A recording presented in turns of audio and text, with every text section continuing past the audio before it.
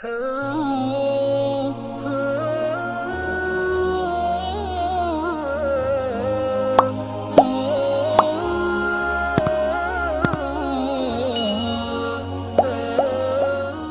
mana Wahabi berbahaya di Indonesia, dan benarkah Wahabi dulu berdarah-darah ketika di Saudi, sebelum ada Saudi ya?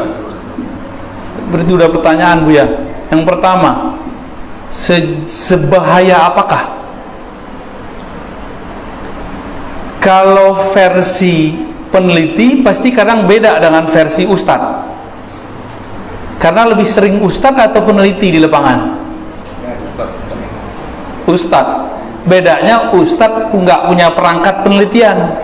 Kalau peneliti dia otaknya liar, dia bisa ngelihat sesuatu dari berbagai macam versi. Syukur-syukur Ustadznya peneliti yang Ustadz gitu. Nah, barangkali antum masuk bagian dari mereka nih, karena dokter kan peneliti. Kalau versi orang yang pakarnya dari TNI, polisi ya, Indonesia itu udah ada pemetaan wilayah merah, ada yang kuning, ada orange, ada hijau. Kalau Sumatera Barat sudah ada beberapa wilayah yang sudah merah. Sudah ada. Pasaman belum parah-parah aman Pak. Yang parah adalah ya, saya nggak boleh bilang. Itu sudah ada, dan kita nanya bukan ke satu sumber. Jadi ada intelijen dari TNI, ada intelijen dari polisi yang pakar, dia melihat, dan saya menyaksikan sendiri juga sama, karena kita juga peneliti ya. Alhamdulillah saya juga peneliti ya. Kita juga nulis, kita juga merangkum, membaca, menganalisa, dan itu sudah banyak yang parah. Bayangkan Aceh aja dia memasuki Pak, padahal Aceh itu benteng Ahlussunnah terkuat itu. Kota-kota santri di Jawa itu udah banyak yang kemasukan. Kenapa? Kebanyakan pesantren sudah tertutup dari masyarakat, asik dengan delaktika di dalam pesantren, lupa dengan masyarakat di luar. Itu fakta juga itu. Udah jadi dinasti, nggak mau lagi mikirin umat. Tapi itu sebagian pesantren, banyakan pesantren juga masih bagus, oke. Jadi ini kabar agak lumayan bahaya, maka kita nggak boleh diem Ustaz. Harus mulai menyuarakan yang menurut kita ini mendekati kepada kebenaran. Jadi jangan diem. Tapi suara antum tadi kan sudah menggelegar tuh, kayak semangatnya menggelegar suara aja. Insya Allah Ustaz ya. Terus benarkah Wahabi dulu berdarah-darah? Itu benar. Dan kejadian itu bukan sekali dua kali. Kita punya sanad, tadi kita sudah baca sanad ya. Jadi kalau di Sumatera itu ada Syekh Sulaiman Rasuli, Syekh Abdul Wahid Salihi, Syekh Jamil Jauh, itu punya guru. Syekh Khatib Ali punya guru namanya Syekh Ahmad Khatib Minangkabau. Syekh Ahmad Khatib Minangkabau punya guru Bakri Syato punya guru namanya Sayyid Ahmad Zaini Dahlan. Beliau mengabadikan pembunuhan berdarah oleh Wahabi. Judulnya Fitnatul Wahabiyah. Kitab ini dibantah oleh mereka, tapi datanya nggak kuat. Mereka itu nganggap kalau udah dibantah berarti yang dibantah kalah. Nggak begitu. Tidak semua bantahan itu valid. Main asal bantah-bantah aja. Said Ahmad Zidahlan itu menyaksikan kebangkitan Wahabiyah setelah yang pertama. Yang pertama beliau nggak semasa. Jadi Said Ahmad Zidahlan menyaksikan bagaimana ganasnya mereka. Kenapa? Karena dulu Inggris mencoba memecah belah Turki Utsmani. Turki Utsmani dipecah. Di Saudi ada dua potensi, keluarga Suud, keturunan Suud dengan keluarga Hashim. Hashim ini syarif di Mekah. Sempat keturunannya kemudian ada yang jadi raja setahun 2 tahun di Hijaz, tapi kemudian karena mereka tidak mau diatur oleh Inggris, maka orang Inggris mempersenjatai keluarga Saud. Kalau dipersenjatai gimana? Keluarga Saud kemudian mendekati orang-orang Wahabiyah, pakai ayat, pakai Quran, pakai sunnah, atas dasar ingin memurnikan tauhid. Mereka meratakan kubur dan membunuh siapa saja yang mengajak untuk itu. Intinya politik sebenarnya di belakangnya, politisasi agama. Itu sebabnya Bapak Ibu karena Allah di Saudi tidak ada partai, karena ketika Saudi berdiri ada kesepakatan kerajaan agama oleh keluarga dan murid-murid Alu Syekh Muhammad bin Abdul Wahab. Ada kerajaan politik, kekuasaan ini dipegang oleh Alus Saud, keluarga Saud. Jadi mereka udah bagi dua.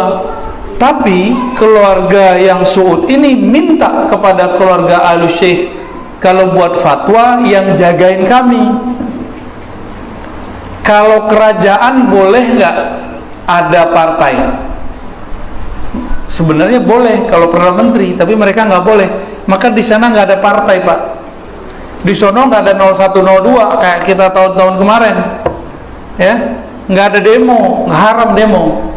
Nggak ada demokrasi, bagi mereka nyoblos itu haram. Jadi teman-teman Salafi bawa fatwa itu ke Indonesia, makanya mereka nggak nyoblos. Terus yang lucu apa? Mereka pakai fatwa pemerintah sezolim apapun tidak boleh dilawan, dikritik. Emang kita sepakat nggak boleh kita merontak, nggak boleh, kritikan boleh, ya. Tapi pemerintah ini menggunakan demokrasi. Demokrasi kan haram menurut dia. Coba nanti dibayangkan, Pak, saya nih fatwakan nggak boleh nyoblos. Di sini ada Muslim, non Muslim. Kira-kira yang terpilih siapa? Saya nih memfatwakan, Bapak Ibu tidak boleh nyoblos. Gimana? Yang menang non Muslim, ya. Nah ini akibatnya. Maka fatwa-fatwa mereka kurang berkenan, kurang relevan sebenarnya. Jadi gitu, Ustaz. Jadi benar bahwa ada sejarahnya dan bukan hanya Said Ahmad Dahlan yang nulis, itu juga ditulis oleh penulis-penulis dari barat. Keturunan Nabi pun ikut mereka bunuh. Itu benar kan, keluarga Hashim mereka bunuh sebagian. Yang selamat itu yang kerajaan Yordan itu, karena mereka sudah punya kekuasaan di sana. Dan nanti satu saat Khawarij ini kan tentara Dajjal. Yang pertama mereka cari adalah keturunan Rasulullah. Karena keturunan Rasulullah itu di situ ada Imam Mahdi. Nanti yang akan digorok pertama mereka adalah Habaib. Jadi itu benar. Hari ini sudah mulai muncul fatwa-fatwa comberan namanya, ya, mengatakan apa? Nggak ada tuh Habib, nggak ada tuh Sayyid, nggak ada keturunan Nabi. Kalau ada orang saat ini menolak keturunan Nabi, nggak ada keturunan Nabi, berarti dia menolak Imam Mahdi. Berarti bahaya nih orang, ya.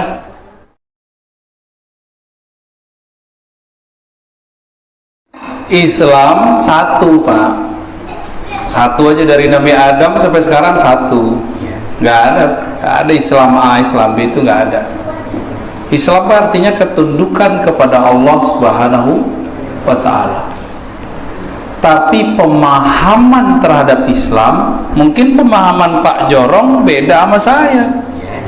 Ya, ternyata beliau wali Jorong, Pak. Wali, ini wali nih Pak Buya. Antum nyari wali, ini wali. Wali ya. Iya. Al-Quran satu nggak? Tapi kalau kita baca Quran bisa beda faham nggak? Bisa nggak? Bisa. Salafi baca Quran, Buya Zawir baca Quran, bisa beda nggak? Bisa beda. Terus siapa yang benar? Yang benar Qurannya. Pemahaman ini hanya berusaha mendekati kebenaran. Masalahnya ada kelompok yang lupa, dia kira pemahaman dia itu suci seperti suci Quran, benar mutlak seperti kemutlakan Quran. Itu sombong nggak tuh namanya? Jadi kelompok yang sombong, orang yang sombong, yang mengklaim, yang merasa pemahaman dia adalah pemahaman yang suci seperti pemahaman teks yang suci itu. Al-Quran suci, lalu dia baca, pemahaman dia dianggap suci, walaupun dia nggak ngomong. Ciri-cirinya sederhana. Kalau ada orang beda faham dengannya, dia serang balik, dia kata-katai, disesat-sesatkan gitu. Itu ciri-cirinya. Lalu di bagian mana Islam itu bisa banyak masalah? Jadi semuanya, Pak. Semua, mulai dari bismillah, ada yang dijahar, ada yang nggak dijahar, ya kan? Bismillah huruf ba, itu udah banyak lagi tuh ilmunya tuh. Titik di bawah ba, macam-macam lagi tuh ilmunya. Rahman Rahim, kenapa Rahman ada alifnya, Rahim ada ya-nya, itu juga udah beda lagi. Karena orang nggak paham apa Rahman Rahim, maka dia beragama tuh horor, benci. Ini mohon maaf nih Bapak Ibu nih, ini kalau punya anak sering nakut-nakutin neraka atau ngiming-ngiming surga? Tuh kan horor kan, jadi panitia neraka semua nih. Jadi kita itu sering menampilkan agama itu bengis, agama itu kayak menakutkan. Itu makanya sekarang banyak anak SMA, SMK itu ateis.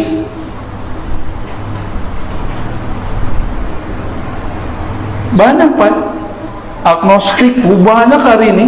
Saya punya kasus, kita juga ngisi di beberapa sekolah-sekolah SMK, itu mengalami hal yang sama, apalagi mahasiswa. Dan di barat sekarang sudah memuncak, orang-orang ateis itu udah muncak. Pragmatisme, macam-macam istilahnya tuh ya, kalau kita pakai istilah-istilah kampus tuh. Orang-orang udah gak percaya sama Allah, gak percaya sama Tuhan, gak percaya agama. Kenapa? Bagi dia, kok orang beragama kok jadi horor ya? Jubah keren, kopiah mantap, tapi ngomong neraka mulu, nakutin anaknya neraka mulu. Nih ibu-ibu nih ya, paling dekat dengan anak-anak. Ibu itu kan punya sesuatu dalam dirinya disebut rahim. Kenapa disebut rahim? Karena rahim itu adalah kasih sayang Allah. Maka seharusnya seorang ibu paling bagus dalam memberikan pencerahan untuk anak-anaknya. Jangan nakut-nakutin neraka mulu ya. Guru-guru di madrasah, di sekolah, kalau ngancam anak jangan pakai neraka.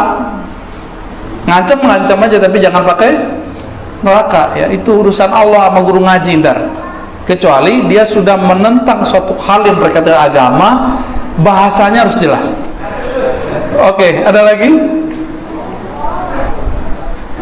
Saya rasa cukup ya, karena pasti ada hajat esok hari, supaya tidak bertabrakan antara kebutuhan agama kita dan kebutuhan duniawi kita. Semoga pertemuan ini Allah maafkan, Allah ridhoi jika ada kesalahan. Mohon maaf Pak Wali, canda-candaan saya mungkin agak sedikit garing.